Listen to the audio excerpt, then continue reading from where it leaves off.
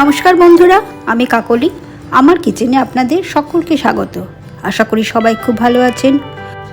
খুব কম তেল মশলা দিয়ে মাটন কষা কিভাবে টেস্টি বানানো যায় সেই রেসিপি আমি আপনাদের সাথে শেয়ার করব। আমার মতন আপনাদেরও নিশ্চয়ই মটন খুব প্রিয়। আমি যেভাবে মটন কষা বানিয়েছি একবার বানিয়ে দেখবেন। খেতেও যেমন খুব ভালো হবে, তেমনি কিন্তু মাটন খুব সফট হবে। এইভাবে একবার বানালে আপনি কিন্তু বারবারই এই পদ্ধতিতেই মটন বানাবেন। আমি 1 কেজি মটন নিয়ে নিয়েছি। মটনটাকে খুব ভালো করে পরিষ্কার করে নিয়েছি। মটনের মধ্যে 2 চামচ নুন দিয়ে দিলাম, 1.5 চামচ হলুদ গুঁড়ো দিয়ে দিলাম, 1 চামচ লাল লঙ্কার গুঁড়ো দিলাম, 2টো তেজপাতা দিলাম, 1.5 চামচ আদা বাটা দিলাম, আর 1.5 চামচ রসুন বাটা দিলাম, আর 3 চামচ সর্ষের তেল দিলাম। সব কিছু খুব ভালোভাবে মাখিয়ে নেব।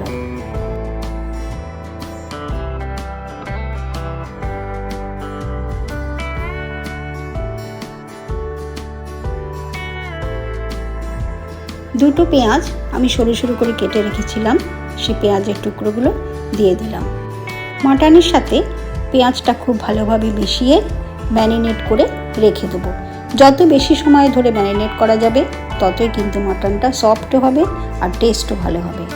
আর যদি সময় খুব কম থাকে তাহলে মিনিমাম 1 ঘন্টা ম্যারিনেট করে রাখতেই হবে।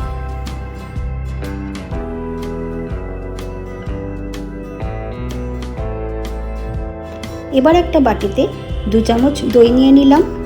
এবার দইয়ের মধ্যে 1 চামচ জিরের গুঁড়ো দিলাম, 1 চামচ ধনের গুঁড়ো দিলাম, আর 1 চামচ লঙ্কার গুঁড়ো দিলাম। দইয়ের সাথে সব কিছু খুব ভালোভাবে মিশিয়ে নিলাম। মাটন রান্নার জন্য 4 চামচ সর্ষের তেল গরম বসিয়ে দিলাম।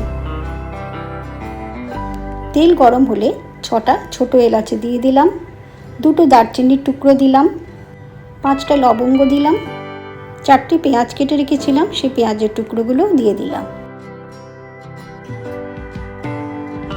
পেঁয়াজটা তেলের মধ্যে একটু ভালো করে ভেজে নেব।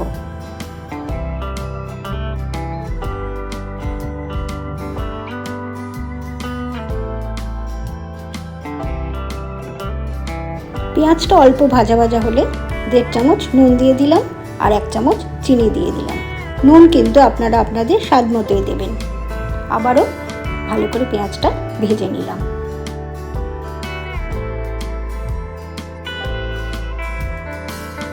এক চামচ আদা বাটা দিয়ে দিলাম, 1 চামচ রসুন বাটা দিলাম। আদা আর রসুন ভালো করে পেঁয়াজের সাথে ভেজে নেব, যাতে আদা রসুনের কাঁচা গন্ধটা একেবারেই চলে যায়।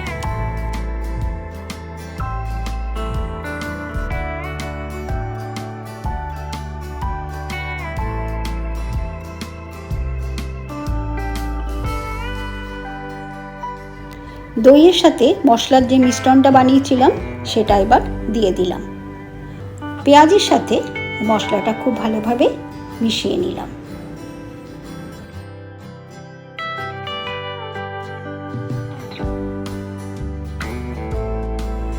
এবার 1 চামচ হলুদ গুঁড়ো দিয়ে দিলাম।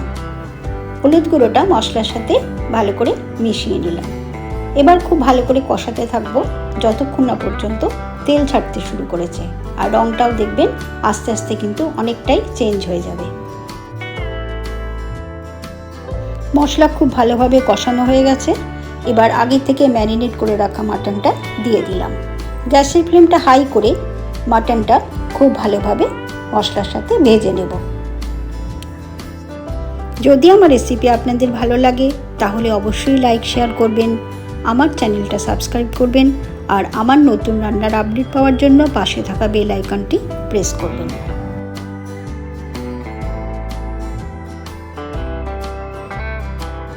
গ্যাসের ফ্লেমটা হাইতে রেখে এইভাবে মটনটাকে ভালো করে কষিয়ে নেব। কিছুক্ষণ কষিয়ে নেওয়ার পর 7 থেকে 8 মিনিট মটনটা রান্না হতে দেব। আবারও মটনটাকে খুব ভালোভাবে কষিয়ে নেব। মাটন থেকে বেশ অনেকটাই জল বেরিয়েছে। এইভাবে কষিয়ে নিলে জলটা কিন্তু আস্তে আস্তে মাটনের মধ্যে টেনে যাবে। এইভাবে কিছুক্ষণ কষিয়ে নেওয়ার পর আবারও হাই ফ্লেমে 7 থেকে 8 মিনিট রান্না হতে দেব।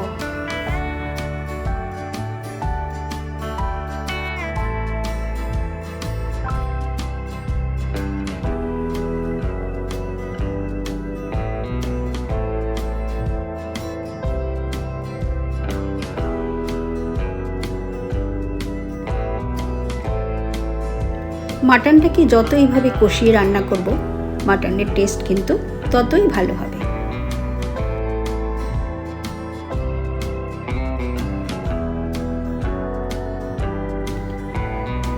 চিড়ে রাখা কাঁচা লঙ্কা দিয়ে দিলাম, আবারও ভালো করে কষিয়ে নিলাম। এইভাবে কষাতে কষাতে মাটনের জলটা কিন্তু অনেকটাই টেনে গেছে, আর মটনটাও কিন্তু খুব সুন্দর ভাজা ভাজা হয়ে যাচ্ছে।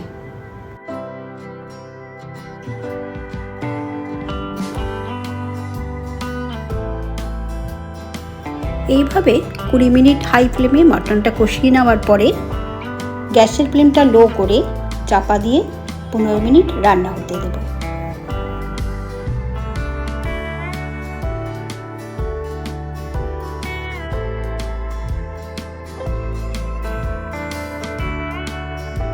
গ্যাসের ফ্লেমটা হাই করে আবারও মাটনটাকে ভালো করে কষিয়ে নেব।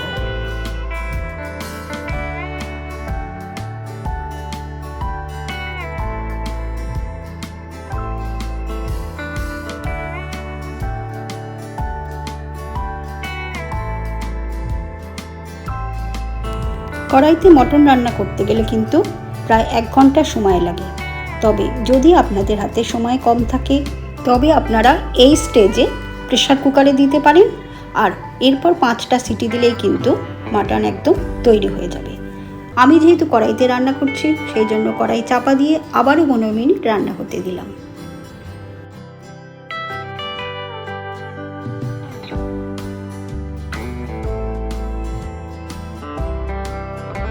মটন কষা কিন্তু একদম তৈরি হয়ে গেছে।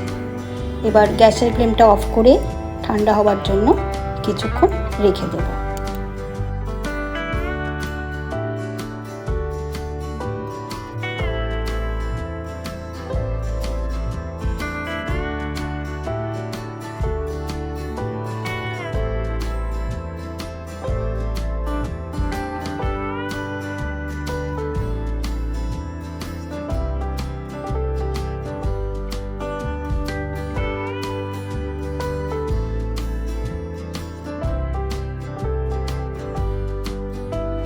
আপনারা অবশ্যই বাড়িতে একবার বানাবেন, আশা করি আপনাদের ভালো লাগবে।